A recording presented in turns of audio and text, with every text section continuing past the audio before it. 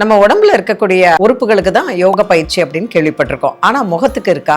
தாராளமா இருக்குங்க. அதாவது முகத்துல இருக்கக்கூடிய தசைகளினுடைய ரத்த ஓட்டத்தை மேம்படுத்தி, அங்க இருக்கக்கூடிய கொலோஜன் உற்பத்தியை அதிகப்படுத்தி, முகத்துல இருக்கக்கூடிய தசைகள் இறுக்கமாயி முகம் இளமையா இருக்கிறதுக்கு இந்த பயிற்சிகள்லாம் உதவுது. வாங்க பயிற்சிக்கு போலாம். ஃபர்ஸ்ட் நம்ம முகத்துல மொத்தம் 18 இருந்து 21 முக்கியமான ப்ரெஷர் பாயிண்ட்ஸ் இருக்கு.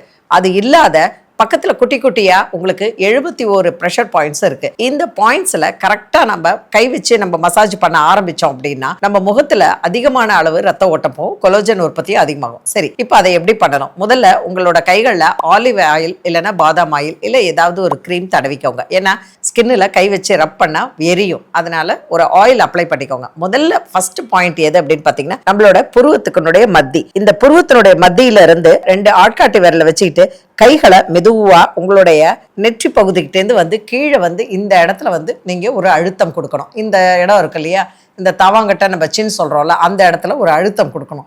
இது மாதிரி ஒரு 10 முறை நீங்க உங்களுடைய நெற்றி புருவத்தினுடைய நடுவுல ஆரம்பிச்சு இங்கேருந்து ஆரம்பிச்சு இந்த இடத்துல ஃபர்ஸ்ட் கொடுக்கணும். இது முதல். ரெண்டாவது, உங்களுடைய புருவம் இருக்கு இல்லையா, அந்த புருவத்துக்கு நீங்க நல்ல ஒரு அழுத்தம் கொடுக்கணும். இந்த ஸ்டார்டிங் பாயிண்ட்ல ஆரம்பிச்சு ஒவ்வொரு இடத்துலையும் ஒரு அழுத்தம் கொடுத்து இந்த கடைசி வரைக்கும் பண்ணணும். அப்புறம் இந்த கட்டை விரலையும் உங்களோட ஆட்காட்டி விரலையும் வச்சுட்டு புருவத்தை நல்லா அழுத்தி விடணும். எவ்வளோக்கு எவ்வளோ நீங்கள் அழுத்தி விடுறீங்களோ அவ்வளோக்கு அவ்வளோ நல்லது. ஒரு 10 முறை அழுத்தி விடுங்க. அப்புறம் 2 கைகளையும் உங்களுடைய பொட்டு, அதாவது இந்த 2 சைடு நெத்தி பகுதியில் வச்சுக்கிட்டு நல்லா கிளாக் வைஸ் ஒரு 10 முறை சுத்துங்க. சுத்திட்டு 2 கைகளால் நல்லா அழுத்திக்கங்க. அடுத்த பாயிண்ட், உங்களுடைய மூக்கு பகுதியில் இருக்கக்கூடிய இந்த சைனஸ் இருக்கக்கூடிய இந்த பகுதியில் உங்களோட ஆட்காட்டி விரலை வச்சு நல்லா எவ்வளவு தூரம் அழுத்த முடியுதோ அவ்வளவு தூரம் அழுத்துங்க.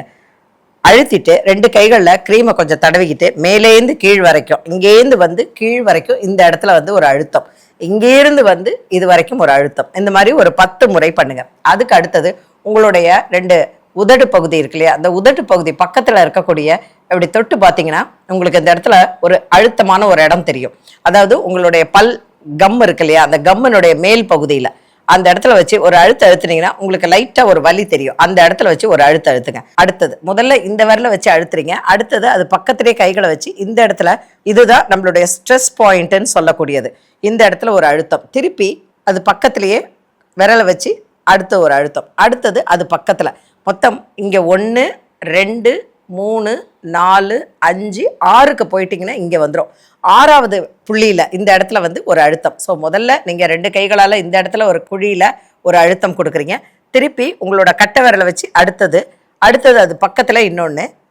இந்த மாதிரி 6வது எது பார்த்தீங்கன்னா கரெக்டாக உங்களுடைய காதினுடைய மடலுக்கு நடுவில் போயிடும். இந்த காது மடல் பகுதிங்கிறது ரொம்ப முக்கியமானது. அங்கே நல்ல ஒரு அழுத்தத்தை கொடுத்து முடிச்ச பிற்பாடு உங்கள் கைகளை கத்திரிக்கோள் மாதிரி வச்சுக்கோங்க. கத்திரிக்கோள் மாதிரி வச்சுட்டு உங்களுடைய இந்த காது மடல் இருக்குது பார்த்தீங்களா, அந்த காது மடலை நல்லா அழுத்தம் கொடுங்க. அழுத்தம் கொடுத்து இந்த கைகளால் இது வரைக்கும் இந்த இடத்துல இப்படி பண்ணுங்க. இந்த கத்திரிக்கோள் மாதிரி. இதுதான் இந்த யோக பயிற்சியில் ரொம்ப முக்கியமான ஃபேஸ் யோகா. இந்த இடத்துல ஒரு அழுத்தம் கொடுங்க. அழுத்தம் கொடுத்துட்டு இந்த கழுத்து பகுதி இருக்குது பார்த்தீங்களா, அதில் எவ்வளோ தூரம் நீங்கள் மேலே தள்ள முடியுமோ அந்த சதையை அந்த மாதிரி மேலே தள்ளுங்க. இந்த கைகளால் இப்படி பண்ணலாம். இது செய்யறதுக்கான சரியான நேரம் எதுன்னு பார்த்தீங்கன்னா இரவு நேரம்.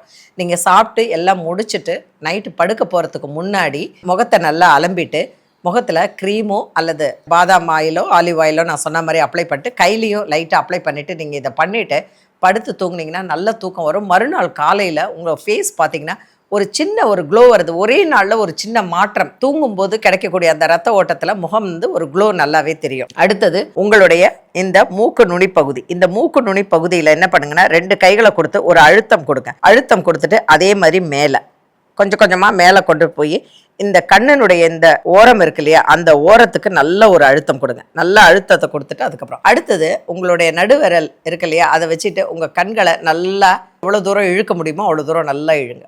நல்லா இழுத்துருங்க. இழுத்துட்டு அதுக்கப்புறம் உங்கள் கைகளால் இந்த கண்ணை பகுதியில்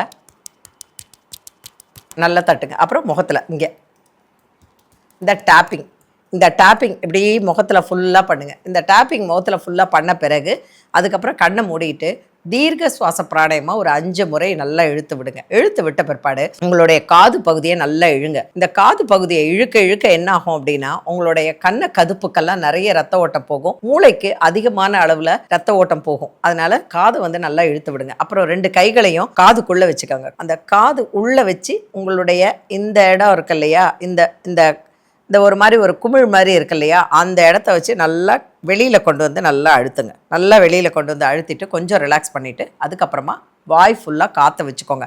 வாய் ஃபுல்லாக காற்ற வச்சுக்கிட்டு அப்படி பண்ணணும். அதே மாதிரி அப்படி மேலேயும் கீழேயும் காற்ற வச்சுட்டு வலது இடது முகம் ஃபுல்லாக அந்த காற்றை கொண்டுட்டு வந்து ரைட்டு லெஃப்ட்டு அந்த மாதிரி பண்ணிவிட்டு மேலேயும் கீழேயும் அந்த மாதிரி பண்ணிவிட்டு கொஞ்சம் ரிலாக்ஸ் பண்ணிக்கோங்க. அடுத்தது உங்களோட வாய் பகுதி இருக்குல்ல, ஈ ஆ ஊ இதை பண்ணுங்கள். ஈங்கும்போது வாய் நல்லா ஓப்பன் ஆகணும், ஊங்கும்போது நல்லா குமிழாக இருக்கணும். ஆ ஊ இ ஆ ஊ இ அப்படி பண்ணுங்க. ஆ ஊ இ இந்த பயிற்சி பண்ண என்ன ஆகும்னா இந்த பக்கம் இருக்கக்கூடிய நரம்புகளுக்கெல்லாம் நிறைய ரத்த ஓட்டம் போகும். அடுத்தது உங்களுடைய கண்களை அப்படியே நல்லா ஓப்பன் பண்ணிக்கோங்க. கண்களை நல்லா ஓப்பன் பண்ணிட்டு ரைட்டு லெஃப்ட்டு அப் டவுன் பண்ணுங்க. பண்ணிட்டு கண்ணை மூடிக்கோங்க. கொஞ்ச நாள் கழிச்சு அந்த கண்களை மூடிக்கிட்டேன்னு கண்ணும் சுத்தியில இருக்கக்கூடிய தசைகளுக்கு நிறைய ரத்த ஓட்டம் போகும். அடுத்தது இந்த நெற்றி பகுதி இருக்குல்ல, இந்த நெற்றில இந்த பகுதி இந்த 2 பகுதியும் ரொம்ப முக்கியம். அதுல நல்லா அப்படி ஒரு ஸ்ட்ரெச் கொடுங்க. ஸ்ட்ரெச் கொடுத்துட்டு முகம் ஃபுல்லா டேப் பண்ணுங்க.